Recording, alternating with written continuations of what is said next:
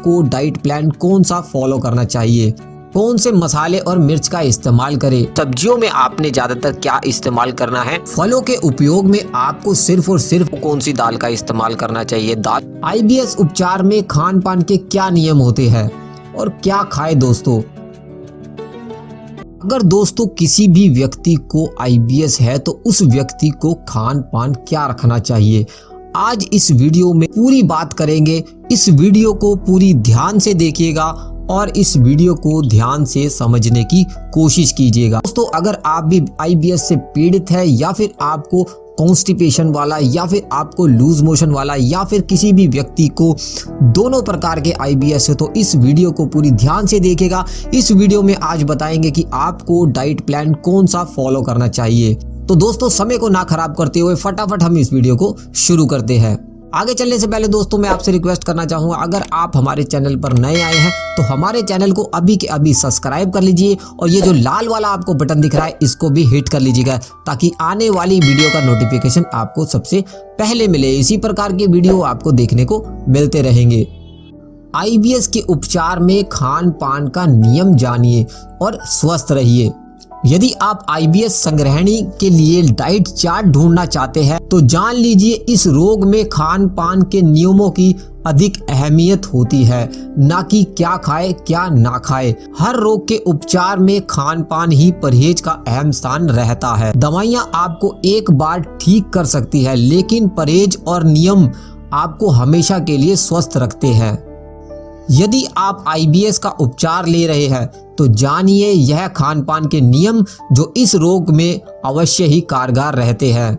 IBS उपचार में खान पान के क्या नियम होते हैं। सबसे पहला, ठीक होने तक भरपेट खाना कभी भी ना खाए और भूख से अधिक तो कभी भी ना खाए। यदि 3 रोटी की भूख है तो आप 2.5 रोटी या फिर 2 रोटी ही खाए। यह इसलिए क्योंकि इस रोग में पाचन शक्ति बहुत मंद हो जाती है। जब आप कम खाएंगे तो पाचन तंत्र प्रभावी तरीके से काम कर पाएगा। और क्या खाए दोस्तों, इस समय के आहार में केवल एक अनाज और एक सब्जी का ही इस्तेमाल करें। रोटी और चावल दोनों को इकट्ठे खाना कोई आवश्यकता नहीं है। इस आहार में या तो चावल खाइए या फिर केवल रोटी सब्जी खाइए। जब आप ऐसा करेंगे तो पाचन तंत्र पर अधिक दबाव नहीं पड़ेगा। बजाय शादियों के या फिर अन्य दावतों के इनको आप परहेज में रखिए और अपने नियमों का पालन करें। चुन ले कि आपको कौन से अनाज और एक कौन सी सब्जी आपको व्यंजन लेना है। सबसे बेहतरीन चीज जो आप इस्तेमाल कर सकते हैं वो है दोपहर में छाछ। इसका उपयोग हमेशा भोजन के उपरांत ही करना चाहिए या फिर आप भोजन के साथ साथ इसका उपयोग भी कर सकते हैं। खाली पेट दही या फिर मट्ठा का उपयोग करने से एसिडिटी और अफारा बढ़ जाता है क्योंकि हमारे अमाशय का तेजाब दही के लाभकारी बैक्टीरिया को नष्ट कर देता है और खाली पेट लिया दही या फिर मट्ठा केवल एसिडिटी आहार बनकर आपके कष्ट को बढ़ा देता है। दही या फिर मट्ठे में आप हमेशा जीरा भूनकर उसको अच्छी तरह पीसकर इसमें इस्तेमाल करके लेंगे तो आप एसिडिटी की समस्या नहीं होगी। कौन से मसाले और मिर्च का इस्तेमाल करें। मसालों में आप ज्यादातर दोस्तों जीरा, काली मिर्च, अदरक, धनिया के बीज या फिर धनिया की पत्तियां या फिर सौंफ, मेथी, लौंग, जायफल, अजवाइन इत्यादि सभी का इस्तेमाल कर सकते हैं। यह आपके लिए लाभकारी होता है। केवल आपको लाल मिर्च और हरी मिर्च से ही बचाव करना चाहिए। कितनी बार खाना चाहिए दोस्तों, रोग ठीक होने तक रोजाना केवल 2 या 3 बार ही आहार ले। 2 आहारों के बीच कम से कम 4 घंटे का अंतराल होना बहुत ही जरूरी है और हमेशा ध्यान रखें कि बार बार खाने का इस्तेमाल ना करें। 2 आहारों के अंतराल में स्नैक्स जैसे बिस्कुट, नमकीन इत्यादि से आप बचें। खाने के समय अनुशासन का पालन जरूर करें। यह बिल्कुल नहीं होना चाहिए कि किसी दिन आपने नाश्ता 8 बजे किया या फिर कभी सुबह 10 बजे किया। 8/16 का नियम आप जरूर इस्तेमाल करें। 8 घंटे के भीतर 2 भोजन करना, 16 घंटे का आराम देना 8/16 का नियम से जाना जाता है। जब आप दोपहर 12 से 1 बजे के बीच और रात को 8 से 9 बजे तक भरपेट भोजन लेते हैं तो वह 16 घंटे के लिए अपने पाचन तंत्र को आराम देते हैं तो चमत्कारी लाभ आपको मिलता है। कोशिश कीजिए सप्ताह में आप 2 दिन आप इस नियमों को जरूर पालन करें। आपको इन 2 दिन में केवल सुबह का नाश्ता नहीं लेना है, केवल दोपहर का और रात का भोजन ही लेना है। सुबह से दोपहर तक जब भी आपको भूख का हो तो पानी या फिर नींबू पानी का प्रयोग कर सकते हैं। यह पेट के पाचन तंत्र को मजबूत भी करेगा और आपको आराम भी देगा।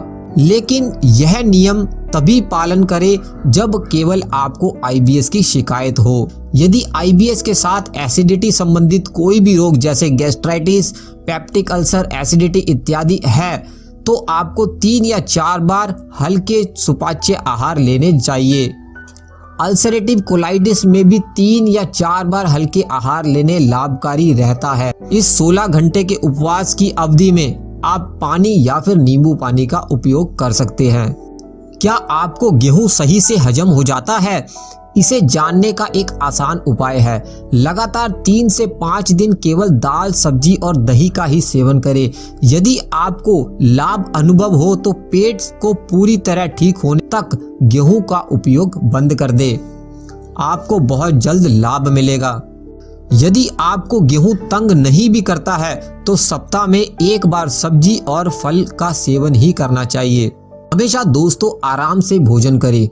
भोजन को हमेशा धीरे धीरे खाएं, जल्दबाजी कभी ना करें। मन लगाकर ध्यान पूर्वक पूरे आराम से भोजन करने की आदत डालिए। भोजन के हर एक कण को आनंद पूर्वक इतना चबाइए कि निगलने की बजाय पानी की तरह गटकने योग्य हो जाए। इसलिए कहा जाता है कि भोजन को 32 बार चबाना चाहिए। हालांकि आपको गिनती करने के इस वहम में पड़ने की कोई जरूरत नहीं है। सूखी रोटी को तो 32 बार चबाया ही जा सकता है, लेकिन चावल और दाल को नहीं। सीधे सीधे ध्यान रखिए कि आप भोजन को इतना चबाइए कि यह एक सार होकर निगलने की बजाय पीने योग्य हो जाए।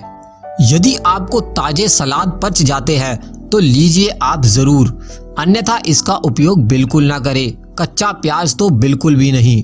दोस्तों आईबीएस जैसी गंभीर समस्या में दूध और दूध से बने पदार्थों का सेवन बिल्कुल नहीं करना चाहिए। हालांकि इसमें आप छाछ का उपयोग कर सकते हैं। यह आपके पाचन तंत्र को मजबूत करने में सहायता देता है। फलों के उपयोग में आपको सिर्फ और सिर्फ बेल फल और केला, अनार जैसी चीजों को ही इस्तेमाल करना चाहिए।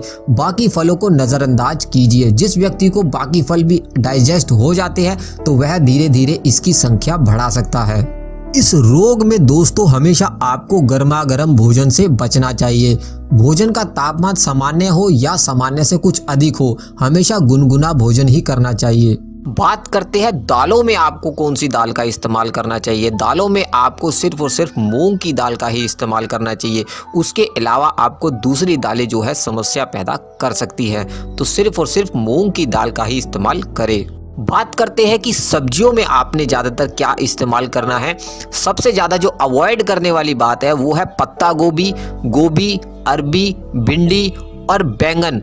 ये सब जितने भी बादी सब्जियां हैं आप इसको अवॉइड कर सकते हैं और इससे आपको लाभ देखने को भी मिलेगा। सब्जियां जो आपने इस्तेमाल करनी है वो घिया, तोरी, टिंडे और कद्दू जैसी सब्जियों का इस्तेमाल ज़्यादा से ज़्यादा करना है। सबसे महत्वपूर्ण बात दोस्तों, बार बार छोटे छोटे अंतराल में भोजन कभी नहीं करना चाहिए। गर्मा गर्म आहार और गर्मा गर्म पेय बहुत आपको नुकसान दे सकता है, इससे आपको बचना चाहिए। हमेशा आराम से शांत होकर भोजन ही करना चाहिए। और जो आपको बहुत ज़्यादा फायदे देने वाला है इस गर्मी के सीज़न में वो है बेल फल। आप इसका ज़्यादा से ज़्यादा इस्तेमाल कीजिए, या फिर अनार का भी इस्तेमाल कर सकते हैं, मट्ठे का भी इस्तेमाल कर सकते हैं, जीरे का इस्तेमाल कर सकते हैं, इसबगोल का इस्तेमाल कर सकते हैं और यहाँ तक कि आप केले का इस्तेमाल भी कर सकते हैं। इन सब चीज़ों को आप इस्तेमाल करके अपने आईबीएस से छुटकारा पा सकते हैं। आज के लिए दोस्तों इतना ही। मिलते हैं अगली वीडियो के साथ। आपका दिन